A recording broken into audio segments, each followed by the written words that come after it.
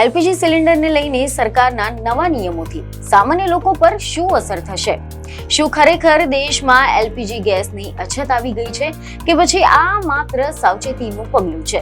Gas cylinder booking માટે 25 દિવસનો નિયમ લાગુ કરવા પાછળનું કારણ શું છે? એલપીજીના ભાવમાં તાજેતરમાં 60 રૂપિયાનો વધારો કેમ કરવામાં આવ્યો? શું હોટલ અને રેસ્ટોરન્ટને હવે ગેસ મળવામાં મુશ્કેલી પડશે? ભૂરાજકીય પરિસ્થિતિઓનો ભારતમાં ગેસ સપ્લાય પર કેટલો પ્રભાવ પડી રહ્યો છે? તો ચાલો આ સમગ્ર મામલે ડિટેલમાં જાણકારી મેળવીએ. નમસ્કાર દર્શક મિત્રો, ધી લોકસત્તા શોમાં આપનું સ્વાગત છે. તો દર્શક મિત્રો, આ કેટલાક જે પ્રશ્નો છે જે તમે અત્યારે સાંભળ્યા છે તે સાંભળીને તમે દંગ રહી ગયા છો, કારણ કે જે રીતે હાલમાં તો મોંઘવારી વધી રહી છે, તેવામાં આ પ્રકારના સરકારના કોઈ પણ નિર્ણય પર આપણા સૌની ચાંપતી નજર રહેતી હોય છે. અને હવે આવામાં એવા સમાચાર સામે આવ્યા છે કે સરકારે એલપીજી સિલિન્ડર બુકિંગ પર કેટલાક નવા નિયમો જાહેર કર્યા છે.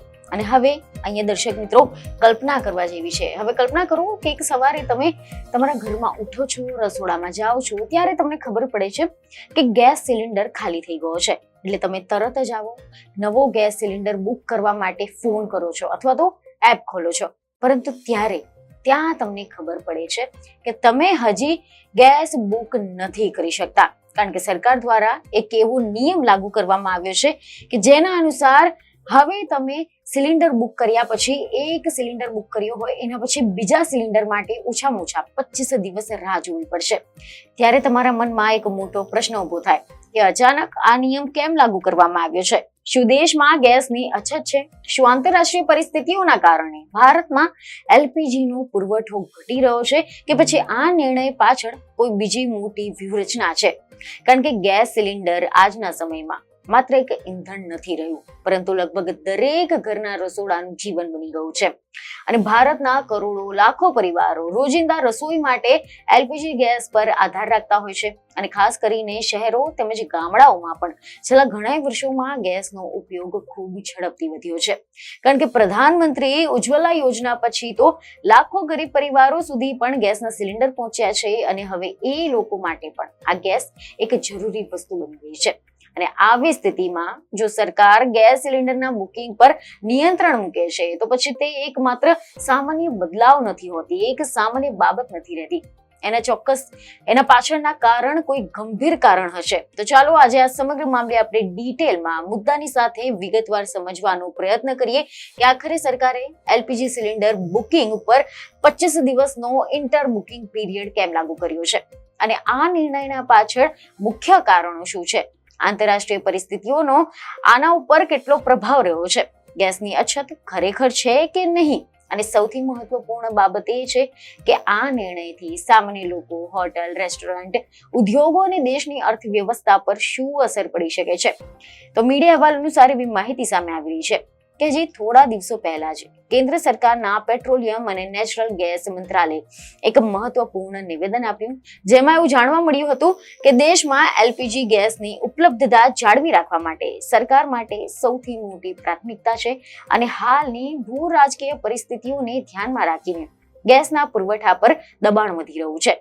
અને આના કારણે સરકારે કેટલાક તાત્કાલિક પગલાં લેવા પડ્યા છે, જેમાં સૌથી મહત્વપૂર્ણ પગલું એ છે કે 25 દિવસનો ઇન્ટર બુકિંગ પીરિયડ.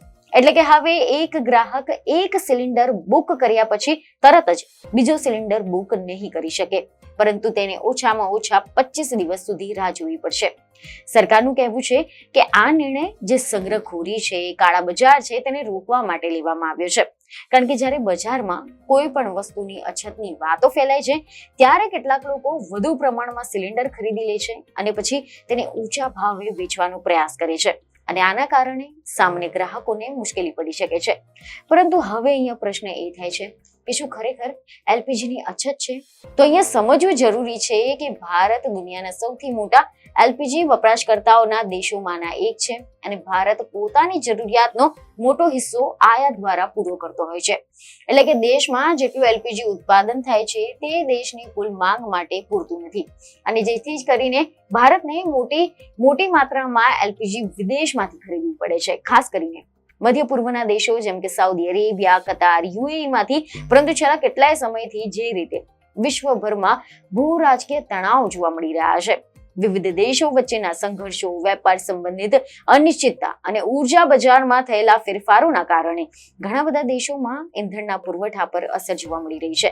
આના કારણે આંતરરાષ્ટ્રીય બજારમાં પણ એલપીજીના ભાવ અને ઉપલબ્ધતા બંને પર અસર જોવા મળી રહી છે.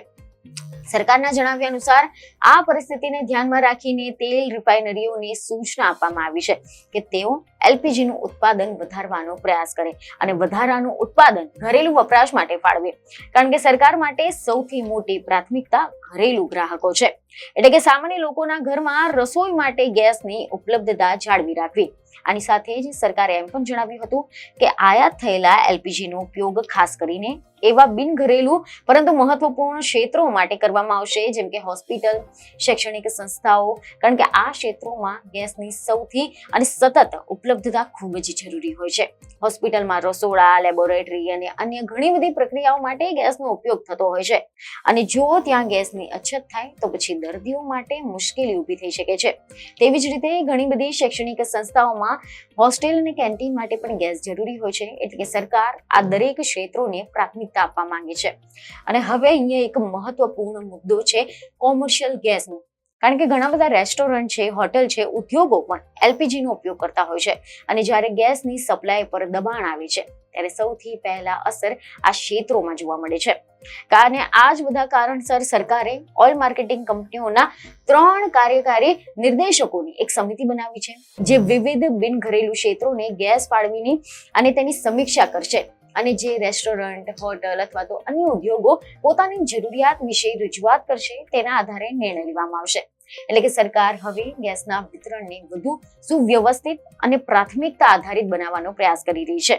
આ સિવાય તમને એ પણ જણાવી દઈએ કે થોડા સમય પહેલા એવા પણ સમાચાર સામે આવ્યા હતા કે ઓઇલ માર્કેટિંગ કંપનીઓએ ગેસ સિલિન્ડરના ભાવમાં લગભગ 60 રૂપિયાનો વધારો કર્યો હતો. આ ભાવ વધારો પણ ઘણા બધા લોકો માટે ચિંતાનો વિષય બન્યો હતો, કારણ કે પહેલેથી જ ઘણા બધા પરિવારો માટે ગેસ સિલિન્ડરનો ખર્ચ ભાર બની ગયો છે, ખાસ કરીને મધ્યમ વર્ગ અને નીચલા આવકવાળા પરિવારો માટે. કારણ કે એક સિલિન્ડરનો ભાવ ઘણી જગ્યાએ તો 800 થી 1000 રૂપિયા સુધી પહોંચી જાય છે અને જો મહિનામાં 2 સિલિન્ડર લાગતા હોય તો પછી ઘર ખર્ચ પર મોટો અસર પડે છે. આવી સ્થિતિમાં જો બુકિંગ પર પણ નિયંત્રણ આવે તો પછી લોકો સ્વાભાવિક રીતે ચિંતિત થઈ જાય છે. પરંતુ એવા અહેવાલો છે કે આ અંગે સરકારનું કહેવું છે કે આ એક તાત્કાલિક વ્યવસ્થા છે અને તેનો મુખ્ય ઉદ્દેશ ગેસની ઉપલબ્ધતા દરેક સુધી સમાન રીતે પહોંચે તે સુનિશ્ચિત કરવાનો છે. કારણ કે જો કેટલાક લોકો વધારે ગેસ સિલિન્ડર એકઠા કરી લે છે તો પછી ઘણા બધા પરિવારોને ગેસ મેળવવામાં મુશ્કેલી પડી શકે છે અને આવી સ્થિતિમાં બ્લેક માર્કેટિંગ પણ વધી શકે છે કે જ્યાં સિલિન્ડર વધારે ભાવમાં વેચવામાં આવે છે. ભારતે આના અગાઉ પણ ઘણા બધી વખત આવી પરિસ્થિતિઓનો સામનો કર્યો છે. જ્યારે કોઈ વસ્તુની અછતની અફવા ફેલાય છે ત્યારે લોકો મોટા પ્રમાણમાં તેની ખરીદી શરૂ કરી નાખે છે અને પછી બજારમાં કૃત્રિમ અછત સર્જાય છે. આના જ કારણે સરકાર હવે પહેલેથી જ સાવચેતીના પગલાં લઈ રહી છે. જોકે હવે પ્રશ્ન અહીંયા એ થઈ રહ્યો છે કે શું આ 25 દિવસના જે આ નિયમ છે તે લાંબા સમય સુધી ચાલુ રહેશે કે પછી આ એક તાત્કાલિક છે? જોકે હાલ તો મળતી માહિતી અનુસાર આ એક તાત્કાલિક પગલું છે. તેનો ઉદ્દેશ બજારમાં સંતુલન જાળવવાનો છે, પરંતુ જો પરિસ્થિતિ સામાન્ય થઈ શકશે તો પછી શક્ય છે કે ભવિષ્યમાં તેમનામાં પણ ફેરફાર કરવામાં આવે. પરંતુ આ સમયગાળા દરમિયાન લોકો માટે જરૂરી છે કે તેઓ ગેસનો ઉપયોગ સમજદારીથી કરે અને અનાવશ્યક સિલિન્ડરનો સ્ટોક ન કરે. કારણ કે જો દરેક ગ્રાહક માત્ર પોતાની જરૂર મુજબ ગેસ બુક કરશે તો પછી બજારમાં અછત જેવી પરિસ્થિતિ ઊભી થવાની શક્યતા ઓછી રહેશે. અને હવે અંતમાં એક મહત્વપૂર્ણ વાત એ છે કે ઉર્જા સુરક્ષા આજના સમયમાં આપણા જેવા દરેક દેશ માટે એક મોટી ચિંતાનો વિષય બની ગયો છે. કારણ કે વિશ્વભરમાં ઉર્જાના સ્ત્રોતો પર વધતી નિર્ભરતા અને ભૂ રાજકીય તણાવના કારણે ઘણી વખત પુરવઠા પર અસર પડે છે અને ભારત પણ આ પડકારોનો સામનો કરી રહ્યો છે. જેથી જ કરીને સરકાર લાંબા ગાળાના ઉકેલો પર કામ કરી રહી છે, જેમ કે સ્થાનિક ઉત્પાદન વધારવું, વૈકલ્પિક ઉર્જાના સ્ત્રોતોનો વિકાસ કરવો અને ઉર્જા કાર્યક્ષમતામાં સુધારો લાવવો, જેથી કરીને ભવિષ્યમાં આવી પરિસ્થિતિઓનો પ્રભાવ ઓછો થાય.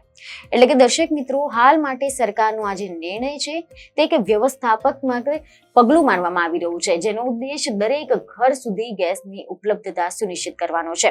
અને હવે આવનાર સમયમાં પરિસ્થિતિ કેવી બદલાય છે તે જોવાનું મહત્વપૂર્ણ રહેશે. પરંતુ એક વાત ચોક્કસ છે કે ગેસ સિલિન્ડર જેવી આવશ્યક વસ્તુઓની સપ્લાય જાળવી રાખવા માટે સરકાર અને સમાજ બંને માટે એક મોટી જવાબદારી છે. અને જો દરેક વ્યક્તિ જવાબદારીપૂર્વક તેનો ઉપયોગ કરશે તો પછી કોઈને પણ મુશ્કેલી નહીં પડે. તો આશા છે કે આ માહિતી તમને મહત્વની લાગી હશે, જેથી અમારા વિડીયોને લાઈક અને શેર જરૂરથી કરજો. બીજી એક ખબરો સાથે ફરી મળીશું. ધન્યવાદ.